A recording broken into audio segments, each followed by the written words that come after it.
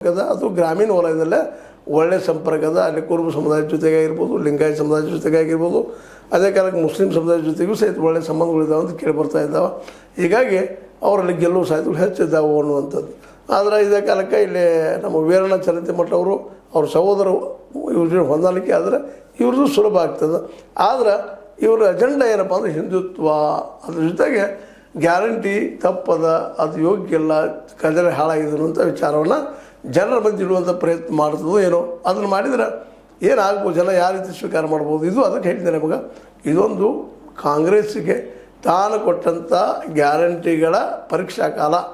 ಆ ಪರೀಕ್ಷೆಯಲ್ಲಿ ಅವ್ರು ಗೆಲ್ತಾರ ಸೋಲ್ತಾರ. ಯಾಕಂದರೆ ಇದರಲ್ಲಿ ಏನಾದರೂ ಸೋತ್ರಪ್ಪ ಅಂತಂದ್ರೆ ಸಹಜವಾಗಿ ಗ್ಯಾರಂಟಿಗಳ ಬಗ್ಗೆ ಅವಿಶ್ವಾಸ ಕಾಂಗ್ರೆಸ್ನಲ್ಲಿ ಮೂಡೋದ್ರಲ್ಲಿ ಸಮಸ್ಯೆ ಇಲ್ಲ.